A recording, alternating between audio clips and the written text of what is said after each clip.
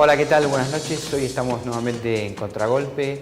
Vamos a charlar con la corresponsal del diario ABC en Argentina. Evidentemente todos los episodios que está viviendo España con los cambios institucionales que son de público conocimiento, nos parece muy interesante poder reflejarlos con alguien que evidentemente pertenece a un diario de clara posición monárquica. Por otro lado, también le vamos a preguntar por las relaciones entre Argentina y España, relaciones muy conflictivas en los últimos años, que tiene responsabilidades de los dos lados, ¿no?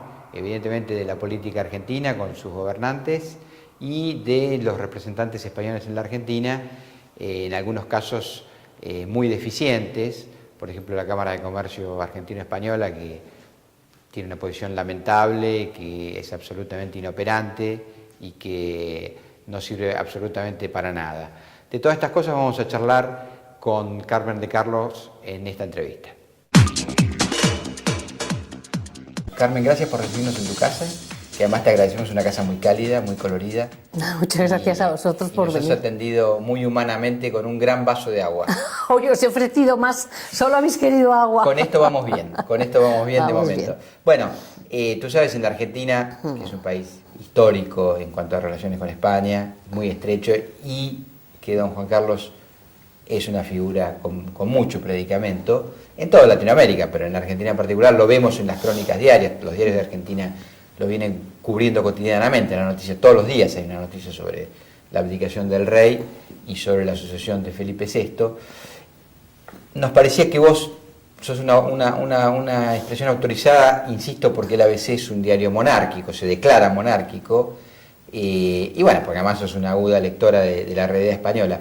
Queríamos una primera mirada de si te sorprendió la abdicación del rey y, en perspectiva, qué futuro te parece le espera al nuevo monarca.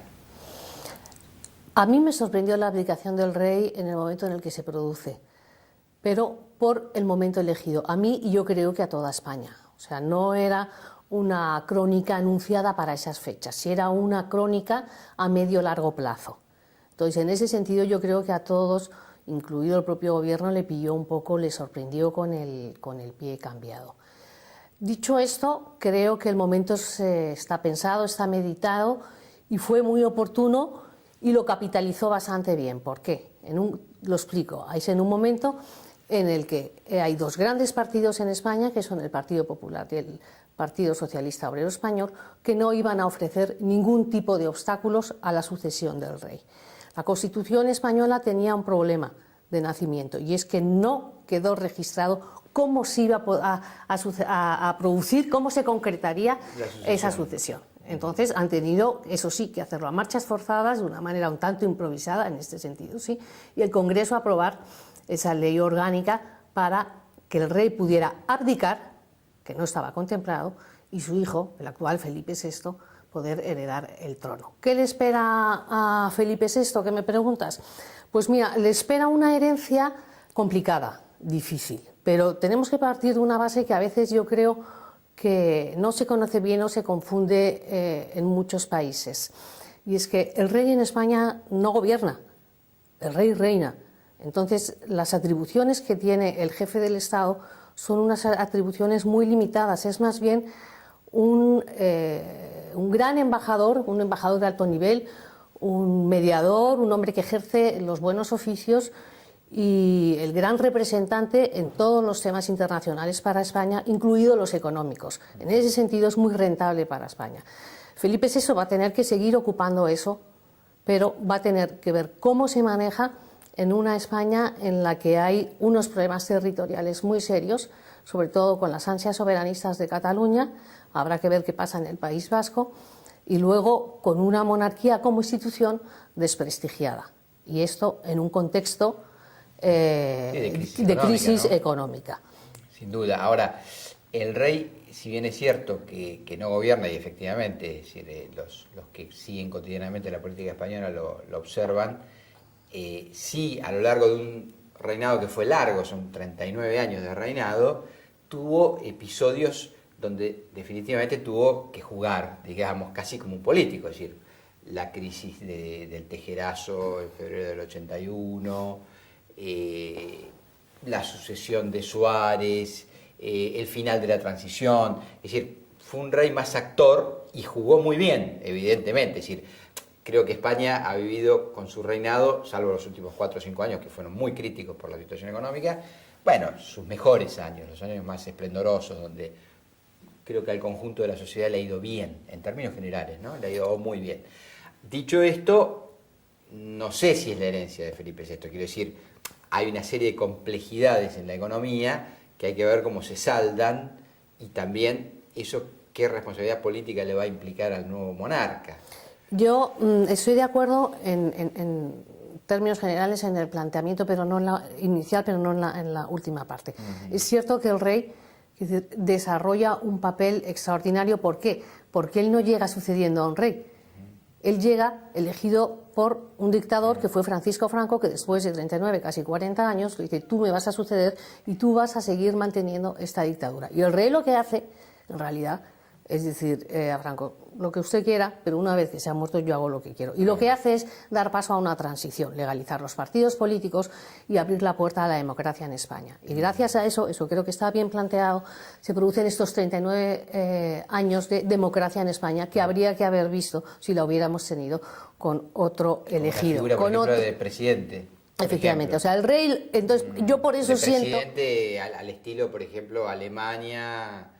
que si hubiéramos tenido al menos unos años más de prolongación de la dictadura, correcto. porque Franco lo que le encarga al rey es que continúe con el régimen militar. No, lo entendí en el sentido de que no se hubiera elegido un sistema monárquico, eso, porque me parece que es una cuestión filosófica, quiero ir también a ese lugar. ¿En qué sentido te lo digo? Se empiezan a escuchar voces, tal vez estuvieron siempre, pero hoy con una sucesión monárquica con más fuerza, de los que eligen el camino republicano, es decir, bueno, ¿por qué tenemos que ser, digamos, de alguna manera presididos por una figura cuya sucesión es familiar, digamos, una cuestión de sangre? ¿Por qué no volver a un esquema republicano? Que en España fue tan complejo que terminó en una guerra, digamos, ni más ni menos, pero digo, ¿te parece que eso sería abrir una caja de Pandora? Vamos a ver, aquí hay una cosa que es verdad, y es que el rey consigue que los que eran republicanos se hagan, como se decía y como se sigue diciendo hoy, juancarlistas. Sí, claro, ¿Por qué? El propio Carrillo, ¿no? El propio, efectivamente, el Carrillo, propio... lo aclaramos, el histórico líder del Partido Comunista Español. Exactamente. Que hizo la guerra, la resistencia, el exilio, digo, y que después se terminó declarando... Hay una famosa frase de Carrillo, él dice, es un rey que va a durar 2 días, una cosa así... Le llama Juan Carlos el Breve. El Breve. Pero muchos diciendo, le llamaban Juan Carlos el Breve. Yo no soy monárquico, soy juancarlista, ¿no? Muchos republicanos se declararon juancarlistas y no monárquicos, por eso que te estaba diciendo, porque teniendo la oportunidad de poder seguir con una dictadura, el rey lo que hace es traer la democracia a España. Entonces, ese capital que tiene no lo tiene Felipe VI. Felipe VI hasta ahora lo que ha hecho ha sido representar a la corona, representar al Estado en viajes de carácter diplomático en el exterior, pero no tiene hechos que le avalen por sí mismo para que los republicanos puedan decir esa frase de, bueno, yo ahora soy felipista. Entonces, ¿cuál es el desafío de Felipe VI? El desafío de Felipe VI, entre comillas, es hacerse querer como se hizo querer su padre, salvo estos 4 años que yo insisto. La crisis económica española, los escándalos de la vida privada del rey, más los de la infanta casada con Iñaki Urdangarín, en un abrir y cerrar de ojos han echado aparentemente por tierra toda una labor y una tarea de Estado del rey que creo que la historia le reconocerá. Y ahora, la anécdota, que no es que no sea importante, sino sí que lo es, ha dejado en un segundo plano esto y ha forzado esta abdicación del rey un poquito, como si dijéramos, por la puerta no de adelante, ¿no? Sí, la abdicación del rey se venía comentando, la verdad, desde incluso con mucho más fuerza el año pasado con sus problemas de salud, tuvo un trasplante de cadera. Bueno, hay una combinación de elementos. Por eso digo... no es que el rey se va solo por una cosa, se va por una combinación de elementos. Evidentemente. Naturalmente. Aparece el gran escándalo de corrupción que implica al yerno, a los duques de Palma concretamente, Sí. ¿no? A uno de los yernos. A su propia hija. A su propia hija, una foto muy desgraciada de él cazando un elefante, realmente muy desafortunada, porque además era justo el punto culminante de la crisis en cuanto a tasas de paro, de cierre de empresas. Fue realmente desgraciado el episodio. Y creo también que los problemas de salud empezaron a jugar. Ahora, dicho esto, y no digo que haya sido el disparador final, sobre esto también quiero entrar, se provoca una elección al Parlamento, al Europarlamento, mejor dicho, el domingo 25 de mayo, que trae aparejado un reclamo grande de la ciudadanía de renovación de figuras políticas, ¿no? A mi juicio es una crisis más grande de la izquierda, nace una nueva agrupación política formada al calor de las redes sociales que se llama Podemos, que con un chaval que se llama Pablo Iglesias, que además, digo, como si los vientos de la historia fueran indómitos. Pablo Iglesias fue el fundador del Partido Socialista Obrero Español. Bueno, los padres cuando le preguntan por Pablo Iglesias, sí, le pusimos Pablo por Pablo Iglesias, el fundador del Partido Socialista. Bueno, él se hace un poco con el voto de izquierda contestatario y tiene en sus genes la idea de la renovación política, digamos, como gran planteamiento, o uno de los grandes planteamientos. ¿Te parece que esto pudo haber apurado los términos, digamos, de la abdicación del rey o la velocidad de la abdicación, que haya en la sociedad española un reclamo de nuevas figuras? Yo no creo que ese sea un elemento que haya inclinado la balanza para precipitar la abdicación del rey. El hecho del triunfo de Podemos en las elecciones, no. Lo que sí creo que lo ha precipitado ha sido el resultado de las elecciones de la Unión Europea, que se ha cobrado, en definitiva, la cabeza del secretario general del Partido Socialista Obrero Español, efectivamente, Pérez Rubalcaba. ¿Por qué? Porque al salir Pérez Rubalcaba en este contexto de crisis, de desencanto, de frustración de España, como tú bien has dicho, la caja de Pandora está abierta en todos los sentidos y los vientos corren hacia un lado o hacia otro y te colocan un Pablo Iglesias en este momento. Entonces el rey sabía que con Pérez Rubalcaba al frente del Partido Socialista Obrero Español y con el presidente Mariano Rajoy en el Partido Popular, tenía garantizada una sucesión, entre comillas, natural, tranquila y serena. Si la salida de Pérez Rubalcaba se produce ahora y el rey abdica dentro de un año, de dos, no sabemos lo que se podría encontrar, porque de hecho ahora los aspirantes a suceder a Pérez Rubalcaba, ya algunos alzan la voz porque está ese reclamo también republicano, aunque sea una minoría ruidosa, cada vez es menos minoría, diciendo nosotros queremos ser republicanos. Entonces quizá no hubiera sido tan fácil, tan rápido este trámite de urgencia que se ha hecho. Sí, te hago una pregunta también de carácter interpretativo y sociológica con la complejidad que eso tiene, ¿no? Me da la impresión, como observador externo, que la gran crisis precisamente la está soportando el Partido Socialista Obrero Español, que no es menor, digo, en tanto ese juego de equilibrios está muy armado en la política española entre una oferta de centro-derecha y una oferta de centro-izquierda, y que ha sido también parte de la clave del éxito de todos estos años, ¿no? Ese bipartidismo. Hoy acusado de formar parte de una partidocracia que se reparte favores y tiempos en el poder. Pero dicho esto, cuando las cosas iban bien, todo el mundo callaba y nadie decía nada, digo. Lo que suele suceder, ¿no? Sí, cuando los bolsillos empiezan a estar flacos, las protestas aparecen, bueno, evidente.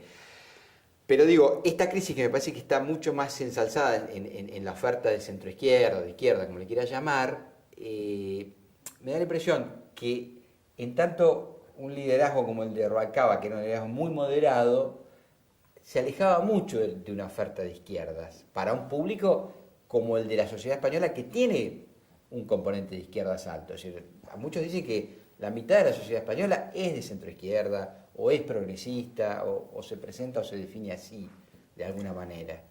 Vamos a ver, yo creo que la crisis de los partidos está enquistada ahora mismo en los partidos tradicionales, que son el PSOE y el PP. La diferencia entre uno y otro es que uno tiene el poder. Entonces uno no se baja del barco cuando está ganando, no se baja del caballo cuando ha cruzado la meta el primero.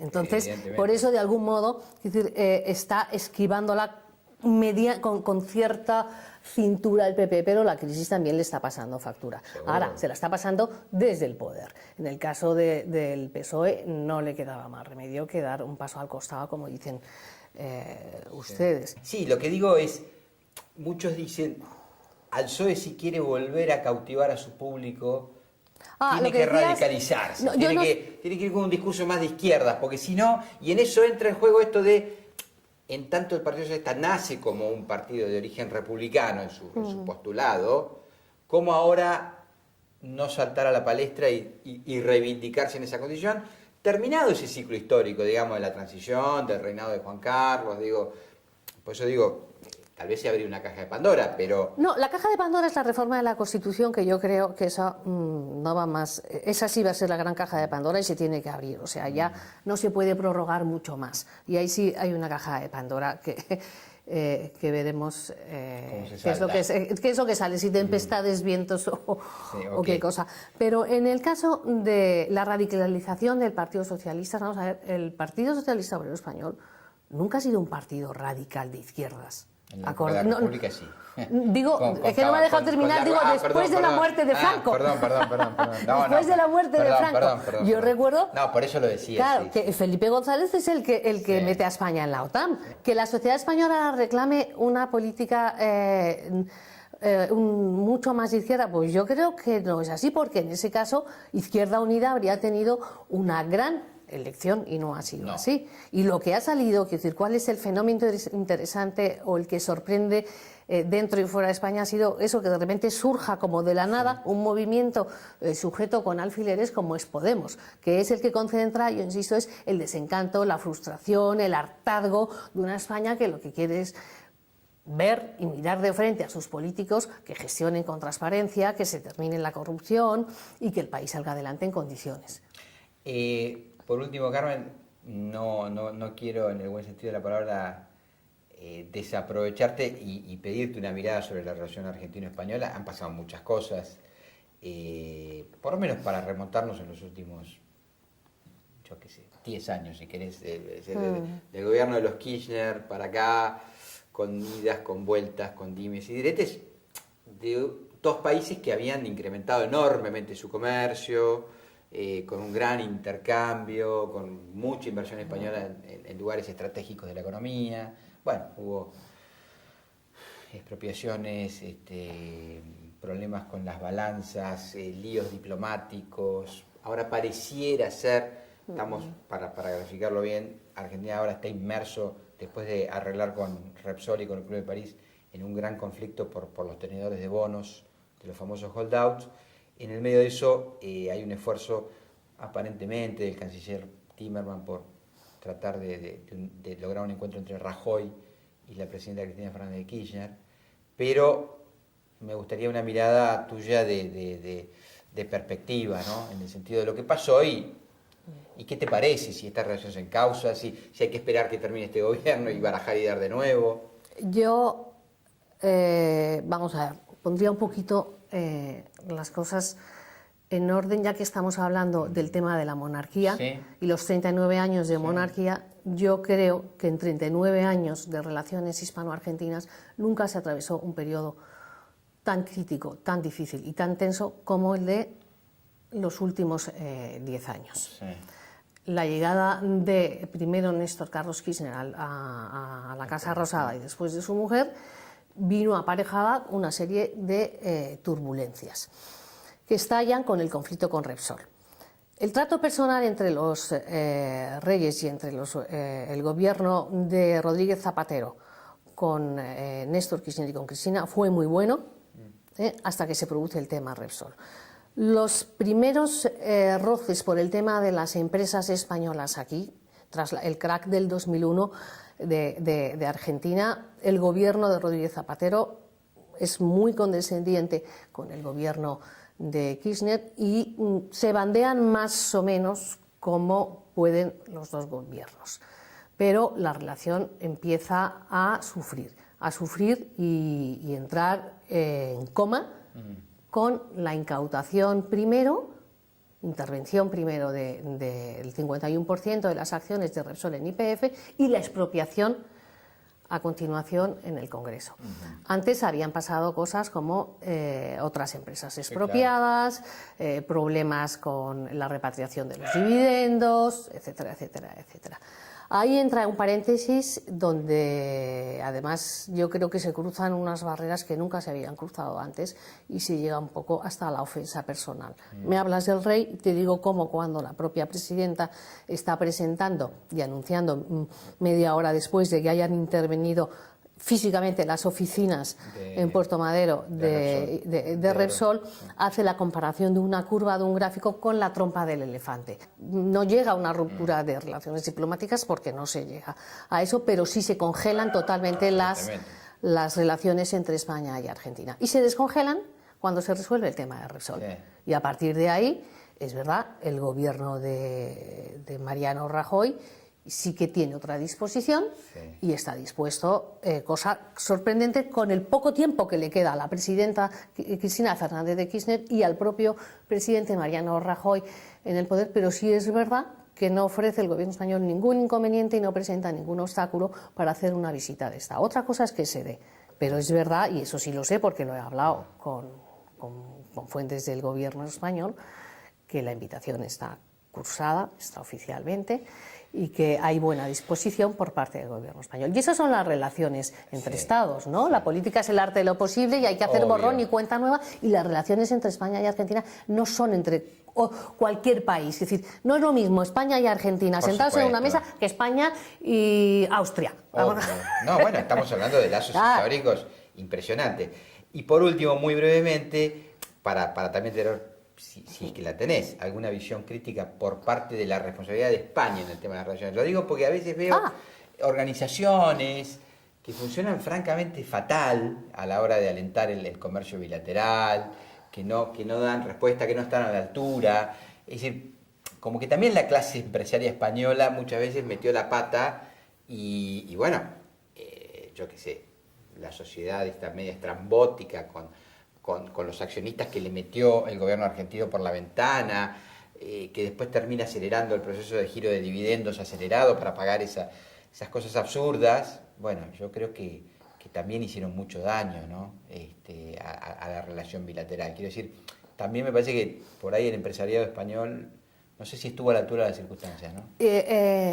Yo creo que tiene que entonar el mea culpa también.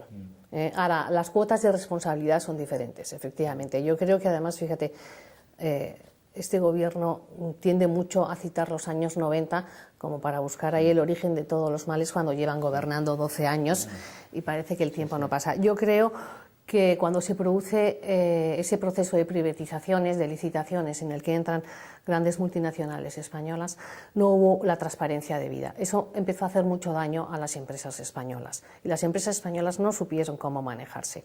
El tema de Aerolíneas Argentinas, cómo se manejó, tampoco supo moverse ni estar a la altura España.